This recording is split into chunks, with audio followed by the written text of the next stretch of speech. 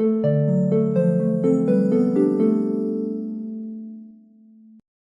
after C-section can become really difficult and long, but if it is guided properly, then the process becomes faster. Hi, my name is Divya and welcome back to this channel where we talk motherhood real and raw. Today I decided to share my journey of healing after C-section. Honestly, it was very difficult to get back on track after my second cesarean, but this time I decided to take the important steps so that I can heal faster and be with my kids as soon as possible.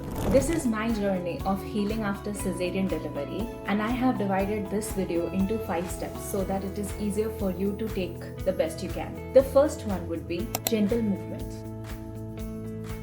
After cesarean, we kind of don't realize that our muscles have already gone into spasms, and so a little movements is very important not only for our muscles but also for avoiding the clots that can be possible after the cesarean. So I decided to take those little steps, which were just 5 to 10 daily. Yes, 5 to 10 steps also makes the difference. It was in my room itself, and gradually over 2 weeks I was able to get out of the room and do at least 20 to 25 steps. This is how gradually I started moving my body, and honestly it made a big difference. I was not under any pressure that I have to follow a specific routine or I have to maintain that number of walks.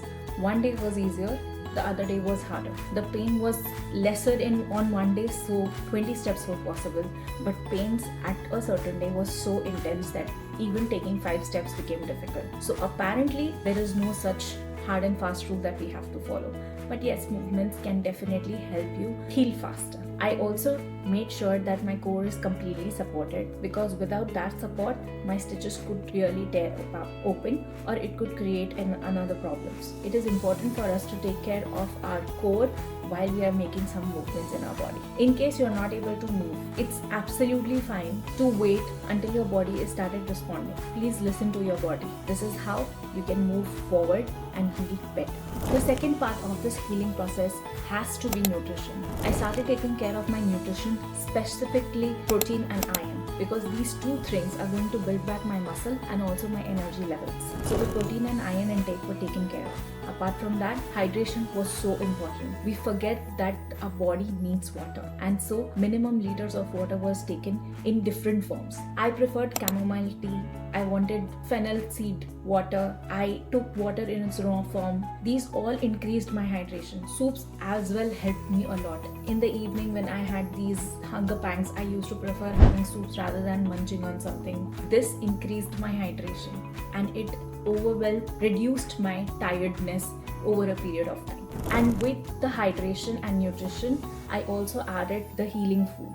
Yes, the power of vitamin C made wonders to my body. I avoided all kind of processed food for minimum 3 weeks, because while we are healing, it is also important that we have to add nutritional value so that it increases the blood supply. Having all these processed food is not going to help you build milk flow if you are breastfeeding. So nutrition is one important aspect of healing after C-section. The third part in the process of healing is definitely taking care of your scar and pain. The scar is very new and fresh, so keeping it clean and dry is the most important point. In this, I definitely ensured that it is kept dry, and I never used to rub on it. It was always patted dry, so that there is no kind of infection that I am causing because of my rubbing. Apart from that, wearing tight clothes, undergarments were definitely a big no-no for me, because I didn't want any kind of pressure on my scar. With this, I also used supporting techniques like wearing postpartum belts. Obviously, I had taken suggestion of the doctor, and please, you do take your suggestions from the doctor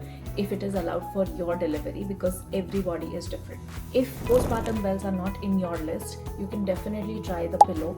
Pillows work wonders. It can be the regular cushion that you have on your bed, or it could be the maternity pillow that we use, wherein you're just keeping it to support your scar. Obviously, there are some red flags when you are taking care of your scar and pain. It shouldn't be red. It shouldn't go worse. This is a process of healing. So I obviously made sure that there is no kind of itchiness, or I don't feel like, I don't feel the redness or the heat on my scar. Please realize healing is supposed to improve your mobility. It's not supposed to reduce it. So please avoid any kind of pressure that you have. That's very important. The fourth thing in the healing process would be rest and support. Please understand that asking for help in any form is not making you weak. So if there are anybody around you, please ask for assistance whenever and wherever possible. I had my mother and my husband taking care of me. Even to take me to the washroom, I asked for help because it becomes very difficult with the epidural in your back and your stitches in the front. It sounds very dramatic, but honestly, asking for help in the initial days is not selfish. It is actually self-love. I had some meals that I avoided cooking meals for certain period of time because I didn't want to strain myself, not my back, not my health, nowhere. I asked for help in forms of meals.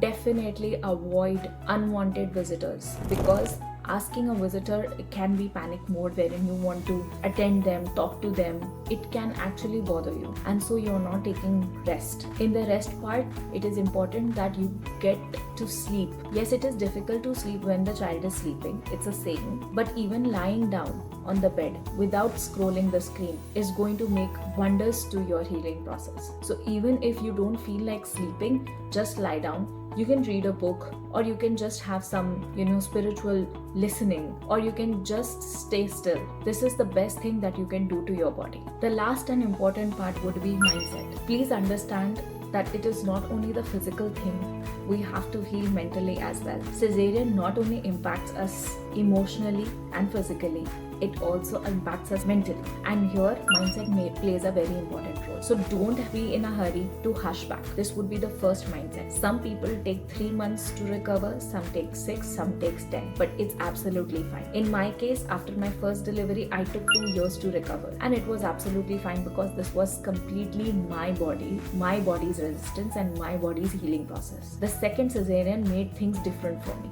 So understand and look back into yourself rather than focusing on something which is outside. With this mindset, it's also important that you stay connected with everybody, the ones who make you feel happy, the ones who make you feel worthy.